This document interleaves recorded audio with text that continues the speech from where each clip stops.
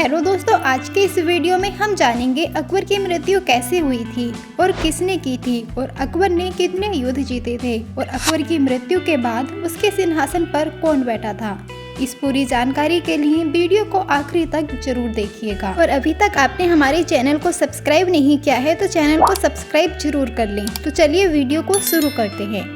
भारतीय इतिहास के सबसे महान शासकों में से एक अकबर मुगल साम्राज्य के शासक थे। अपने पिता हुमायूं की मृत्यु के समय अकबर केवल 13 वर्ष का था।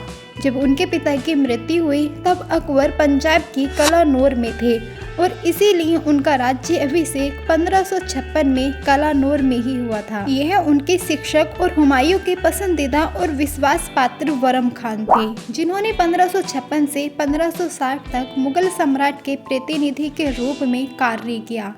एक विजेता के रूप में अकबर ने पूरे उत्तर भारत में विजय प्राप्त की।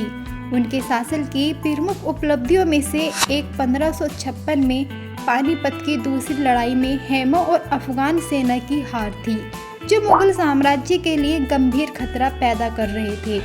मालवा को 1562 में बाज बहादुर से जीत लिया गया था, जिसे अकबर ने दरबार में मनसबदार बनाया गया। इसके बाद अकबर द्वारा 1564 में रानी दुर्गावती और उनके पुत्र वीर नारायण के साथ भी युद्ध हुआ, जिसमें अकबर को जीत मिली और मध्य भारत के गोंडवाना क्षेत्र पर अधिकार कर लिया गया। अकबर ने 1573 में मुजफ्फर शाह से गुजरात जीत लिया। अकबर ने इस जीत की याद में नई राजधानी फतेहपुर सीकरी का निर्माण किया।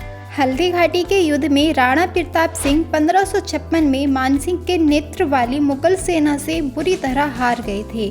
मेवाड़ की हार के बाद अधिकांश प्रमुख पूत शासकों ने अकबर की अधीनता स्वीकार कर ली थी। जलालुद्दीन मोहम्मद बाबर का पोता और हुमायूं का बेटा था। एक समय अफगानिस्तान के एक आक्रमणकारी शेरशाह सूरी ने हुमायूं से दिल्ली की गद्दी जीत ली। इसके बाद हुमायूं ने 1555 में शेरशाह सूरी की मृत्यु के 10 साल बाद फिर से दिल्ली पर कब्जा कर लिया, जिसमें उसकी सहायता ईरान के सैनिकों ने की थी। अकबर उस समय 13 वर्ष का था।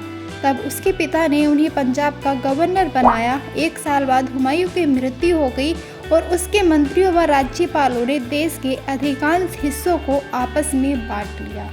हेमो, एक हिंदू मंत्री, ने दिल्ली पर दावा किया लेकिन मुगल सेना से हार गया। फिर अकबर ने मुख्यमंत्री वरम खान ने अकबर के शासनकाल को संभाला, लेकिन अकबर एक मस्तमौला युवक था और 1560 में जब अकबर 18 साल का हुआ तो उसने बेगम खान को मक्का की तीर्थ यात्रा पर भेज दिया। उस समय बेगम खान अफगानिस्तान से यात्रा करते समय मारा गया। अपने पूरे शासनकाल में अकबर ने कूटनीति विभाग, गठबंधन और सैन्य संयोजन का उपयोग करते हुए मुगल साम्राज्य का विस्तार किया। उन्होंने राजस्थान के हिंदू राजपूत शासकों से विवाहित और मित्रता संबंध स्थापित किए। यदि वे उन्हें सम्राट के रूप में स्वीकार करते तो अकबर उनकी पूरी सहायता करता, लेकिन जहां उन्हें विरोध होता वहां अकबर नरसंहार करने से बिल्कुल नहीं हिचकता था। 1562 में अकबर ने एक राजपूत राजकुमारी से विवाह का प्रस्ताव स्वीकार किया। इसके बाद राजपूत लोगों ने मुगल सल्तनत में प्रवेश करना शुरू किया और सेनापतियों और राज्यपालों के रूप में सर्वोच्च पदों पर आसीन हुए। 1573 और 1576 के बीच अकबर ने गुजरात और बंगाल को अपने साम्राज्य में शामिल किया, लेकिन अकबर की प्रमुख उपलब्धियां उसके प्रशासनिक सुधार थे, जिनसे मुगल शासक के तहत 150 वर्षों के बहुधार्मिक साम्राज्य की नींव रही। औपचारिक शिक्षा की तुलना में हमेशा शारीरिक प्रदर्शन में अधिक रुचि रखने वाले वे जीवन भर अनपढ़ रहे, लेकिन बुद्धि के सभी मामलों में सैकड़ रुचि ली। अकबर ने राज्य और धर्म को अलग करने की स्थापना की और सभी धर्मों के सदस्यों के लिए सरकारी पदों को खोल दिया। उन्होंने गैर मुस्लिमों पर चुनाव कर जजिया को समाप्त कर दिया और युद्ध के कैदियों का इस्लाम में जबरन धर्म परिवर्तन किया। दीवानी अदालतों में अकबर ने गैर मुसलमानों के खिलाफ बदबाप करने वाले कानूनों को समाप्त कर दिया। यहाँ हम अकबर की सैन्य उपलब्धियों और उसके द्वारा हासिल की गई चीज़ों के बारे में चर्चा करेंगे। इन विषयों के परिणाम स्वरूप अकबर का साम्राज्य उत्तर में हिमाचल से लेकर दक्षिण में गोदावरी तक और पूर्व में बंगाल से पश्चिमी में काबुल तक फैला हुआ था।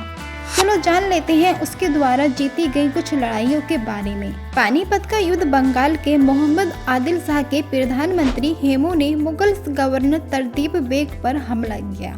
इसके बाद उसने तरतीब बेग से दिल्ली और आगरा को छीन लिया। फिर उसने राजा विक्रम द्वितीय की उपाधि धारण की। उस समय अकबर पंजाब में था और उसकी राजनीतिक स्थिति नाजुक थी। 1556 ईस्वी में पानीपत की दूसरी लड़ाई में बरम खान ने अकबर को हेमू के खिलाफ लड़ने में मदद की। जब हेमू जीत की कगार पर था तो एक तीर उसकी आंख में लग गया और वह बेहोश हो गया। हेमू की नेत्रहीन सेना भाग गई। बरम खान ने हेमू को मार डाला। इस युद्ध के बाद अकबर ने दिल्ली और आगरा पर पुनः अधिकार कर लिया। गोंडवाना की विजय गोंडवाना राज्य को अपने अधीन करने के लिए अकबर ने आसफ खान को भेजा। उस समय रानी दुर्गावती अपने पुत्र वीर नारायण के प्रतिनिधि के रूप में इस राज्य पर शासन कर रही थी। वह लड़ते हुए मर गई और गोंडवाना को मुगल साम्राज्य में मिला लिया गया। गुजरात की विजय गुजरात की संपत्ति, समृद्धि और समुद्री व्यापार के लिए इसके महल ने अकबर को गुजरात पर आक्रमण करने के लिए प्रेरित किया और इसके बाद अकबर ने शासक मुजफ्फर शाह को पराजित किया और गुजरात पर कब्जा कर लिया। अकबर ने इसकी स्मृति में सिकरी के पास फतेहपुर नामक एक नई राजधानी का निर्माण किया, जिसे आज हम फतेहपुर सीकरी के नाम से जानते हैं। बंगाल और उड़ीसा की विजय बंगाल के गवर्नर दाऊद खान ने अकबर के शासन से स्वतंत्रता की घोषणा की। इसीलिए अकबर ने उसे दबाने के लिए अपनी सेना भेजी। इस अभियान के बाद बंगाल और उड़ीसा पर कब्जा कर लिया और वे मुगल साम्राज्य का हिस्सा बन गए। काबुल और कश्मीर के कब्जे अकबर के सौतेले भाई हाजी मिर्जा काबुल पर शासन कर रहे थे। 1555 ईस्वी में उनकी मृत्यु के बाद अकबर ने काबुल को अपने साम्राज्य में मिला लिया। बाद में उसने कश्मीर पर भी विजय प्राप्त की। राजपूत नीति राजपूत मुगलों के प्रबल शत्रु थे। अकबर ने महसूस किया कि मुगल साम्राज्य के सुदृढ़ीकरण के लिए राजपूतों की वीरता और वफादारी आवश्यक थी। इसीलिए उसने मैत्रीपूर्ण संबंधों, एक दूसरे का सहयोग करने, वैवाहिक गठबंधन में प्रवेश करने और उनमें से कई को मनसबदार नियुक्त करने जैसे उपायों को अपनाकर उनका समर्थन हासिल करने की कोशिश की। अकबर ने आमेर जयपुर के राजा की पुत्री जोधाबाई से विवाह किया। रणभंवर के राजा सुरजन राय ने स्वेच्छा से अकबर की अधीनता स्वीकार कर ली। कालिंजर के शासक रामचंद्र ने 1589 ईस्वी में अकबर के सामने आत्मसमर्पण कर दिया। जोधपुर और बीकानेर के शासकों ने भी अकबर की प्रभु सत्ता स्वीकार कर ली। एकमात्र राजपूत राज्य जिसने अकबर के आधिपत्य को स्वीकार करने से इनकार कर दिया था वह मेवाड़ का था। अकबर ने 1568 ईस्वी में मेवाड़ के शासक उदय सिंह को हराकर राजधानी चित्तौड़ पर अधिकार कर लिया, लेकिन उदय सिंह मरते दम तक मुगलों से लड़ते रहे। उनके पुत्र महाराणा प्रताप सिंह भी अपने पिता की मृत्यु के बाद भी लड़ते रहे। मुगलों और राजपूतों के बीच लड़ा गया सबसे महत्वपूर्ण युद्ध 1576 ईस्वी में हल्दी घाटी का युद्ध था। इस लड़ाई में महाराणा प्रताप सिंह को भारी नुकसान उठाना पड़ा। महाराणा प्रताप की मृत्यु के बाद ही मेवाड़ पर पूरी तरह से अकबर का कब्जा हो गया था। राजपूत राजाओं को आंतरिक स्वायत्तता बनाए रखने की अनुमति थी। अकबर के महत्वपूर्ण राजपूत सेनापति राजा टोडरमल, राजमान सिंह, राजा भगवान दास और अन्य थे। दक्षिण भारत की विजय अपने उत्तर भारतीय विजय के बाद अकबर ने अपने आधिपत्य को स्वीकार करने के लिए गद्दर खानदेश, अहमदनगर, गोलकुंडा और बीजापुर जैसे दक्षिण भारतीय राज्यों में राजनीतिक मिशन भेजे। खानदेश को छोड़कर शेष राज्यों ने उनके प्रस्ताव को अस्वीकार कर दिया। इसीलिए उसने उन्हें जीतने के लिए युद्ध का रास्ता अपनाया। 1595 ईस्वी में अहमदनगर की शासक चंद बीबी ने बहादुरी से मुगल आक्रमण का मुकाबला किया, लेकिन असफल रही। इस प्रकार अकबर ने बीदर और अहमदनगर पर विजय प्राप्त की। इस तरह धीरे धीरे अकबर ने पूरे भारत पर अपना शासन जमा लिया था और उसके शासन की जड़ें काफी मजबूत हो चुकी थीं। चलो दोस्तों, अब जान लेते हैं अकबर की मृत्यु कैसे हुई थी। असल में अकबर को किसी ने नहीं मारा था। अकबर अपने 63वें जन्मदिन के 10 दिन बाद पेचिश की वजह से मर गया था।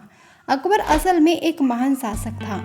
अपनी किशोरावस्था के बाद जलालुद्दीन मोहम्मद अकबर ने भारतीय उपमहाद्वीप के 2/3 हिस्सों को एक साम्राज्य में मिलाया, जिसमें अफगानिस्तान, कश्मीर और वर्तमान में भारत और पाकिस्तान शामिल थे।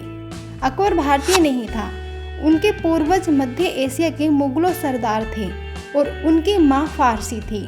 उसी समय वह समझ गया था कि इतने बड़े क्षेत्र पर शासन करने के लिए उसके सभी लोगों के समर्थन की आवश्यकता है। वह खुद एक मुगल सम्मान के रूप में बड़ा हुआ। उसने अपने पूर्व वृत्तियों के हिंदुओं, पारसियों और ईसाइयों के खिलाफ भेदभाव को दूर किया। अकबर ने कहा, किसी भी व्यक्ति को उसके धर्म के लिए दंडित नहीं करना चाहिए। अकबर निपुण, शारीरिक रूप से साक्ष्य और ऊर्जावान था। वह पढ़ा या लिखा नहीं सकता था, लेकिन वह कला, कविता, संगीत और दर्शन के प्रति काफ़ी उत्सुक था और उसने भारतीय कला और वास्तुकला के क्षण युग की शुरुआत की।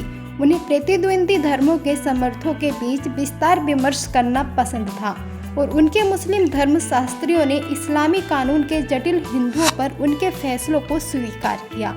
अकबर का स्वाभाविक उत्तराधिकारी उसका सबसे बड़ा पुत्र सलीम था, जो अब 36 वर्ष का है। शराब और अफीम दोनों का आदी सलीम अपने पिता के स्थान पर कदम रखने के लिए इंतजार नहीं कर सका। 1591 में अकबर को शक था कि उसका बेटा उसे जहर देने की कोशिश कर रहा है और 1600 में सलीम ने सशस्त्र विद्रोह का प्रयास किया था। सितंबर 1605 में अकबर अचानक बीमार पड़ गया। उस समय उसने सलीम के स्वामित्व वाले हाथी और खुसरो के हाथी के बीच लड़ाई का आयोजन किया। शायद उसे कोई उत्तराधिकारी मिल जाए। इस युद्ध में सलीम की जीत हुई, लेकिन समय के साथ अकबर परेशान रहने लगा, जिसके परिणाम स्वरूप उनकी बीमारी बिगड़ने लगी। उनके वैद्य ने हर उपाय करने की कोशिश की, लेकिन कुछ भी फायदा नहीं हुआ। अकबर की मृत्यु से 4 दिन पहले सलीम अकबर से मिलने आया। अकबर इस समय तक बोलने में असमर्थ था। अकबर उसने सलीम के सर पर शाही पगड़ी लगाने के लिए अपने उत्तराधिकारियों को संदेश दिया। इस तरह से सलीम को अकबर की गद्दी सौंपी गई। अंतिम समय में अकबर के सन कक्ष में मिलने के लिए केवल कुछ मित्रों और परिचारक को अनुमति दी गई थी। उन्होंने उससे एक सच्चे ईश्वर का नाम लेने का आग्रह किया और ऐसा लगा कि अकबर कुछ बोलने की कोशिश कर रहा था, लेकिन एक शब्द भी नहीं बोल सका। 27 अक्टूबर 1605 ईस्वी की आधी रात के करीब उसकी मौत हो गई। उन्हें आगरा के बाहर सिकंदरा में अपने द्वारा बनाए गए मकबरे में दफनाया गया था। आगे जाकर सलीम बादशाह जहांगीर के रूप में प्रसिद्ध हुआ। इस तरह से अकबर को एक बीमारी ने मारा था। चलो दोस्तों, इस वीडियो के माध्यम से आपको पता चल गया होगा कि अकबर की मृत्यु कैसे हुई थी। दोस्तों, आपको ये वीडियो कैसी लगी है हमें कमेंट के माध्यम से जरूर बताएं और वीडियो पसंद आया है तो वीडियो को एक लाइक जरूर कर दें। तो दोस्तों, मिलते हैं किसी अगले वीडियो में। तब तक के लिए दीजिए इजाज़त और अपना ख्याल रखिए, बने रहिए हमारे साथ। धन्यवाद, नमस्कार।